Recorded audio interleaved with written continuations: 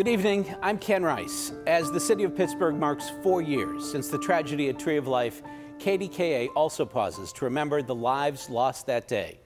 13 worshipers were shot, only 2 survived, Dan Legger and Andrea Wedner. I sat down with them in 2019, 1 year after the shooting, to get their reflections on the fellow congregants they lost. Dan Legger was shot in the torso, critically wounded. He spent weeks in the hospital. He's had multiple surgeries, with more to come. Well, when people ask me how I'm doing, I always say thank God. That's first. The sense of gratitude to be here, to be alive. And it's day to day. You know, today's a good day. There's some days that aren't so good. Andrea Wedner was shot in the arm last October 27th. Her mother, with her at the synagogue, was shot and killed. Andrea's had 4 surgeries. So when people ask you, Andrea, how are you doing? Which I'm sure you've been asked a million times. Yes. What's your answer? I'm okay. I'm good. That may surprise people. Yeah. How do you account for what seems like a positive outlook? The community, friends, family, the support that we've gotten from everybody. Yeah, life's good. As the 2 who survived, Dan and Andrea, share a unique bond, and they share a desire to keep alive the memories of those who were killed. At age 97, Andrea says her mother, Rose Mallinger, was sharp and filled with energy and warmth. She lit up a room and she made everybody smile, and she liked being social. She just loved life. Dan, your memories of Rose? Well, the apple doesn't fall from the tree. When I think of Rose, I think of the 2 of you together because that's how I knew them. Melvin Wax was 88. Some friends remember how he loved to tell corny jokes. Dan Legger knew another side of him. He was a very serious fellow, so it's interesting for me to hear that he had a sense of humor because I didn't know that about him that way at all.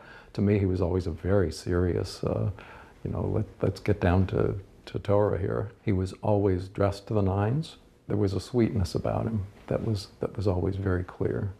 Sylvan and Bernice Simon are the couple remembered as always being together, true partners in life, married 62 years earlier at Tree of Life. On the 27th, when we walked in, they were standing in the back right at the door to greet us. She always asked about my granddaughter, and just loving, kind people. He had a very gruff presence sometimes. He could be really rough around the edges and just sort of tell you like it was.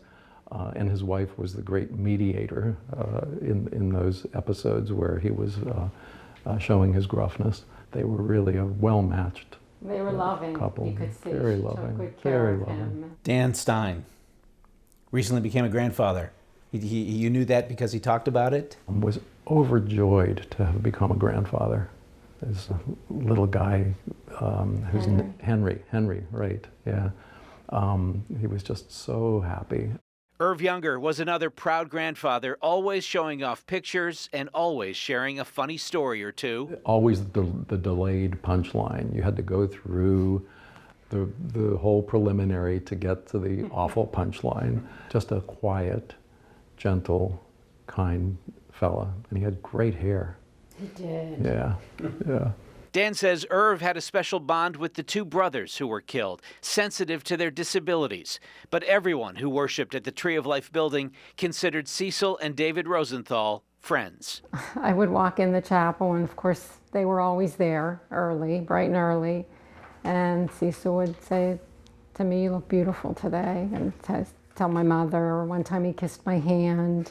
He just was a good soul. And David was quiet. Although Dan says to worship alongside David was moving. To hear him pray, some of it was nonsense words, some of it was sort of pidgin Hebrew.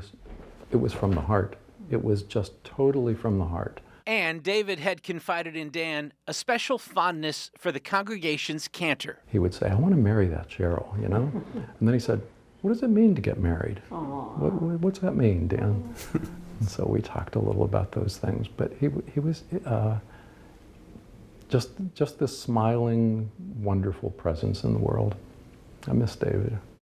Joyce Feinberg had recently become more involved at Tree of Life, joining the board. She was a lovely woman. She very kind and sweet and She was always there early, and she had her own book, and she had pages marked with, you know, the Post-it notes. Lovely, lovely lady. But I remember her smile. She just had this absolutely genuine engagement in her face and in her eyes and her smile that was just really beautiful. Dr. Richard Gottfried is remembered as a leader of his congregation, a big Pitt fan, and a dentist who often volunteered his expertise helping patients through Catholic charities.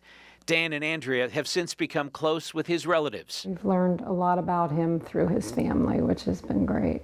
And they are all wonderful people, and we've just really developed warm relationships. The death of Dr. Jerry Rabinowitz, beloved by his patients, hit many hard. He was Dan Legger's close friend. I've heard so much about him, in particular because as a physician, he touched so many people's lives. Jerry was always the busiest person in the room and the first person to say, "I'll do it." So kind, so giving, so warm, so smart. He was the kind of guy that when anybody who he had ever known for 5 minutes was in the hospital, he was there in the morning to see them, not officially, not to do anything in the medical record or do anything other than to be there for them, let them know he cared. Jerry was a mensch.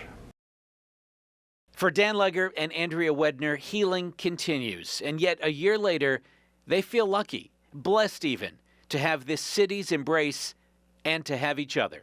We've had the opportunity to talk to people in other cities where there have been mass shootings. And they're amazed when they hear about Pittsburgh, because in Pittsburgh, the support that has been generated and the kindness that has been generated has been unique. Just want to say thank you. And his wife. We're friends for life. Just want to say thank you to the community. You know, I to second express our thanks. Yes. Everybody has been We're so kind, We're very so grateful. giving, and I love you too. I love you. 6 Pittsburgh police officers were also injured that day, including 3 who were shot: Anthony Burke, Tim Matson, and Dan Mead. Up next, we revisit the trip of healing that some of the congregants took just 3 months after the tragedy at the Tree of Life.